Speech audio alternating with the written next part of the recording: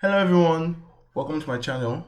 My name is Edidion Willie from Legend Visuals, and in this video I'll be showing you how to turn a 2D image into a 3D object. Now I'm going to be showing you a general method of doing this, so it applies not just to 3ds Max, which I'll be using in this tutorial. It also applies to Blender, Cinema 4D, Houdini, Sketchup, Zbrush, and any other 3D software you might be using or you are comfortable with. You can also use this method for them. So basically there are two methods, and that's just one I'll be sharing in this video. I'll be sharing the next method in a separate video, but particularly for 3ds Max users. Alright, so for this general method, let's get to it. So we need an app called 3D Builder from our Microsoft Store. I believe you should be able to get the app also, or something similar from an Apple store if you're using a MacBook or an Apple product. Alright, so you just type in the name and search it and it pops up. Alright, so remember I said this is applicable to any 3D software, not just 3ds Max. What I'm showing in this video is the general method of turning 2D images into 3D logos. Alright, so for me particularly, I have this app installed already, so it's telling me you own this app, so I don't need to install it again, but if the first time, you would actually have to do that. Okay, so I'm going to open up the 3D Builder app.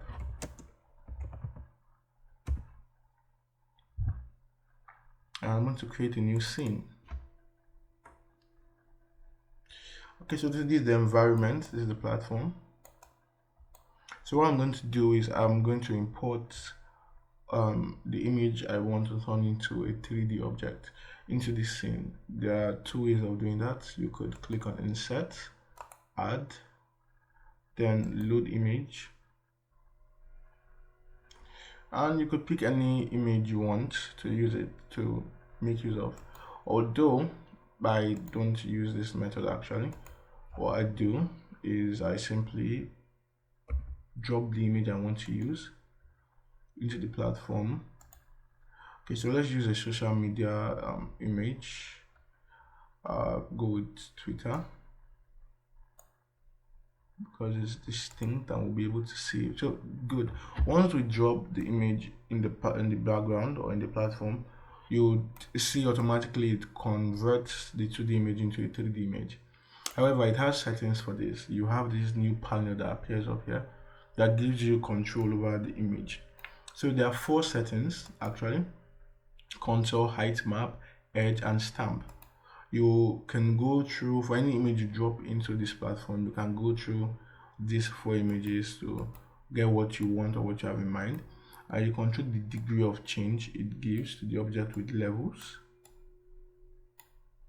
and also with the smooth scroll bar. At the same time, you can invert. Just click on inverse. So what it does is, instead of picking out the 2D, instead of picking out the logo itself, it picks out the white background that normally it would ignore. Because that's what it does. It picks it. If once you drop your image, it ignores the white background and takes the image you dropped in. So once you click on inverse, it automatically ignores the logo itself and takes up the white background that is ignored in the first place. So let me bring this down to normal and this down to normal. I can turn my texture on or off as I please. Okay,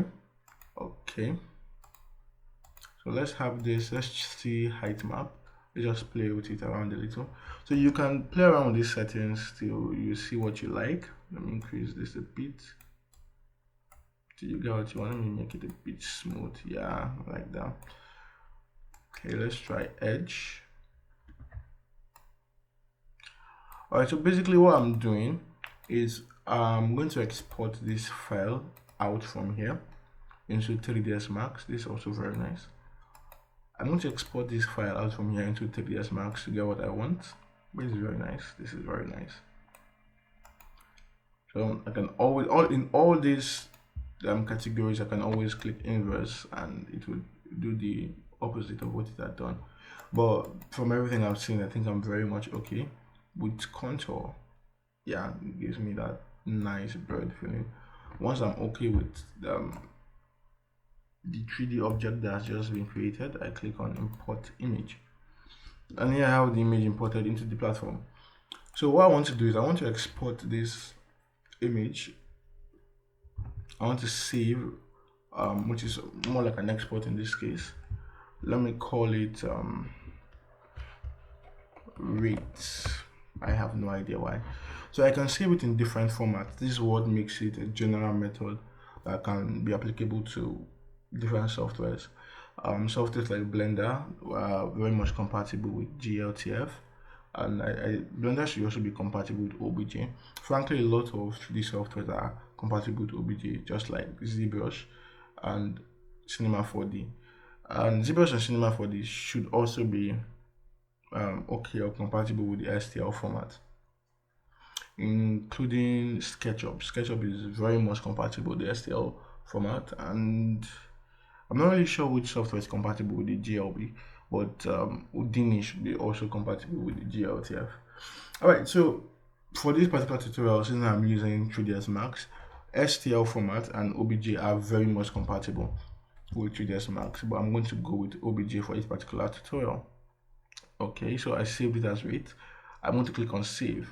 So what it's going to do is it's going to save this 3D object for me in 3 folders that are going to make it easy for me to, let me change that to rates, going to make it easy for me to access.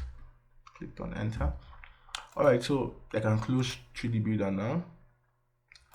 Now back to my 3ds Max interface. So I want to import that 3D logo or that 3D object itself into 3ds Max. I click on file, come down to export, come down to import rather, and click on import. So what I'm going to do is I'm going to search for where I saved my document, which should be in 3D builder. I saved it as rate. So 3ds Max is only recognizes from all those formats that were listed, recognizes the OBJ format and the STL format, which I earlier told us that that's the STL, which I earlier told us that are actually very, and the OBJ, which are very compatible rather with 3ds Max. So I'm going to click on open, and this interface is actually okay. The same way I imported the image into 3D builder, I could have as well opened my document folder and carried the OBJ format 3D object and dropped it in 3ds Max, but that would not have given me this dialog for settings, which I can control now. You can take your time and go through it, so it imports it the way you want it to be imported, but I think I'm okay with this. There are a couple of presets here. You could choose any one you want. I'm using none. So these presets here, what they basically mean is if you set it to Blender or ZBrush, any 3D software you are conversant here with or proficient with, what it does is 3ds Max makes use of the settings that it would use to import an object from those softwares. So it's going to make use of the same settings to import the software, to import the 3D object into 3ds Max. So I'm using none because I'm okay with the settings that are here. I don't need any preset settings. And I give it a few seconds and voila, I have my object in my scene. Okay, the edges are rough, which I could have controlled from the 3D builder itself. Okay, now this is looking good. This is looking lovely. This is looking nice. Okay, let me try one more thing. I could, just for the purpose of point of view, I'm opening my 3D builder again. This time I'm going to drop let's say upwork. Okay, I'm very much okay with this. I think I'm okay with this. I want to turn off textures. I want to show you a difference and important. I'm going to save that. You can as well click on Control and S to save. Let me call this tape. Why am I calling it tape? I do not know. Okay, then OBJ. Then save is going to, as I said initially, save 3 full files for me, one being a PNG, but another being a 3D object, and the third being the OBJ format. So once that is done, I can cancel, and I can also import that 3D object into 3ds Max. As I said, I'm very much okay with it, and it imports it. Call it object 2, yes. Okay, so take a look at how beautiful this is in 3ds Max. Alright, so in the next video, I'm actually going to be showing you a different method of doing this. It might be a bit longer, but it's actually much better. I feel it gives you more control over your logo to raise it how you want and manipulate it in the way you want. So, but that particular tutorial is strictly for 3ds Max alone. I think it also applies to Maya if you are proficient with Maya, if you're conversant with Maya's interface. I think it also applies to Maya, but some people pronounce it Maya. But I'm going to do that in the next video. So please feel free to like my videos and subscribe to the channel, and you can also click on the notification bell so you get notified of future videos. Alright, it was fun learning with you guys. Have a nice day. Thank you.